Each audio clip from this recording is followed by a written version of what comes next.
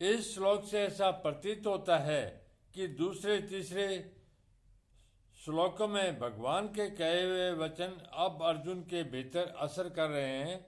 इससे अर्जुन के मन में यह विचार आ रहा है कि भीष्म, द्रोण आदि गुरुजनों को मारना धर्मयुक्त नहीं है। ऐसा जानते हुए भी भगवान मुझे बिना किसी संदेह के युद्ध के लिए आज्ञा दे रहे हैं, तो कहीं न कहीं मेरी समझ में ही गलती है। इसलिए अर्जुन अब पूर्व श्लोक की तरह उत्तेजित होकर नहीं बोलते, प्रत्युत ढिलाई से बोलते हैं। अब अर्जुन पहले अपने पक्ष को सामने रखते हुए कहते हैं कि अगर मैं भीष्म, द्रोण आदि पूजनियों के साथ युद्ध नहीं करूंगा तो दुर्योधन भी अकेला मेरे साथ युद्ध नहीं करेगा। इस तरह युद्ध न होने से मेरे को राज्य नहीं मिलेगा, जिससे मेरे को दुख पाना पड़ेगा। मेरा जीवन निर्वाह भी कठिनता से होगा। यहाँ तक कि क्षेत्रियों के लिए निश्चित जो भिक्षावर्ती है उसको भी जीवन निर्वाह के लिए ग्रहण करना पड़ सकता है, परंतु गुरुजनों को मारने की अपेक्षा मैं उस कष्टदायक भिक्षावर्ती को भी ग्रहण करना श्रेष्ठ मानता हूँ। यह लोक के कहने का तात्पर्य है कि यद्यपि भिक्षा मांगकर खाने से इस संसार में मेरा अपमान और तिरस्कार होगा, लोग मेरी निंदा करेंगे, तथापि गुरुजनों को मारने की अपेक्षा भिक्षा मांगना श्रेष्ठ है। अपि कहने का तात्पर्य है कि मेरे लिए गुरुजनों को मारना भी निश्चित है और भिक्षा मांगना भी निश्चित है, परंतु इन दोनों में भी गुरुजनों को मारना मुझे अधिक निश्चित दिखता है। अब अर्जुन भगवान के वचनों की तरफ दृष्टि करते हुए कहते हैं कि अगर मैं आपकी आज्ञा के अनुसार युद्ध करूं तो युद्ध में गुरुजनों की हत्या के परिणाम में उनके खून से सने हुए और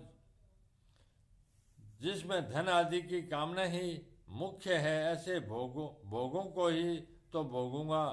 मेरे को भोग ही तो मिलेंगे। इन भोगों के मिलने से मुक्ति थोड़ी होगी, शांति थोड़ी मिलेगी। यहाँ ये प्रश्न हो सकता है कि भीष्म, द्रोण आदि गुरुजन धन के द्वारा ही कौरवों से बंधे थे, अतः यहाँ अर्थ कामान पद को गुरुन पद का विशेषण मान लिया जाए तो क्या आपत्ति है?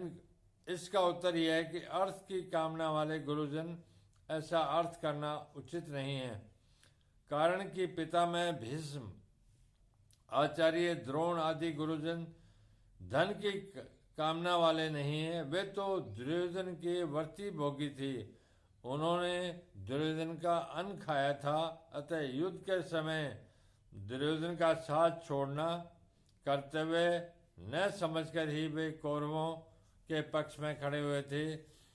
दूसरी बात है, अर्जुन ने भीष्म, द्रोण आदि के लिए महान भावान पद का प्रयोग किया था। ऐसे श्रेष्ठ भाव वालों को अर्थ की कामना वाला कैसे कहा जा सकता है? तात्पर्य है कि जो महानुभाव है वे अर्थ की कामना वाले नहीं हो सकते, और जो अर्थ की कामना वाले हैं वे महानुभाव नहीं हो सकते। अतः यहाँ अर्थ कामान पद, भोगान पद का ही विशेषण हो सकता है।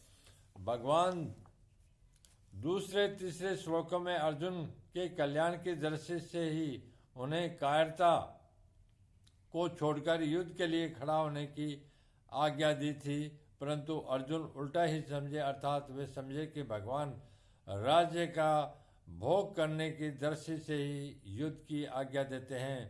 पहले तो अर्जुन युद्ध न करने का ही एक ही पक्ष था, जिससे वे धनुष बाण छोड़कर और सोखा विश्व होकर रथ के मध्य भाग में बैठ गए थे। पहले अध्याय का 47वां श्लोक। परंतु युद्ध करने का पक्ष तो भगवान के कहने से ही हुआ। तात्पर्य है कि अर्जुन का भाव था कि हम लोग तो धर्म को जानते हैं पर दुर्योधन आदि धर्म को नहीं जानते, इसलिए वे धन, राज्य आदि के लोभ से युद्ध करने के लिए तैयार खड़े हैं। अब वही बात अर्जुन यहाँ अपने लिए कहते हैं कि अगर मैं भी आपकी आज्ञा के अनुसार युद्ध करूं तो परिणाम में गुरुजनों के रक्त से सने हुए धन, राज्य आदि को ही प्राप्त करूंगा। इस तरह अर्जुन को युद्ध करने में बुराई दिखाई दे रही है। जो बुराई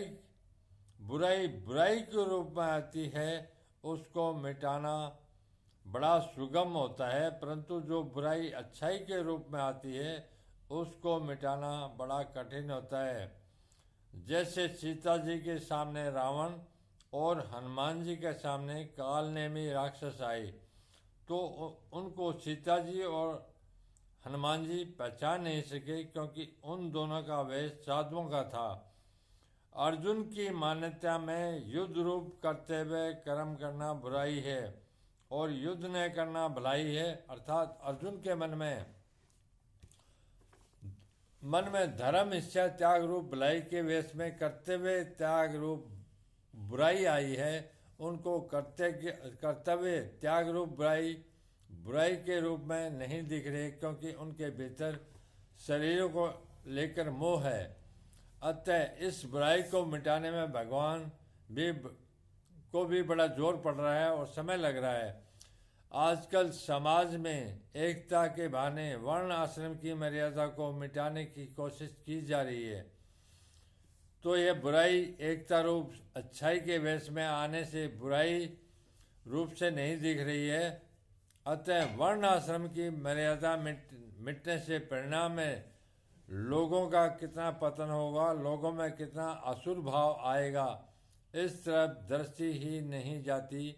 ऐसे ही धन के बहाने लोग झूठ, कपट, बेईमानी, ठगी, विश्वासघात आदि दोषों को भी दोष रूप से नहीं जानते।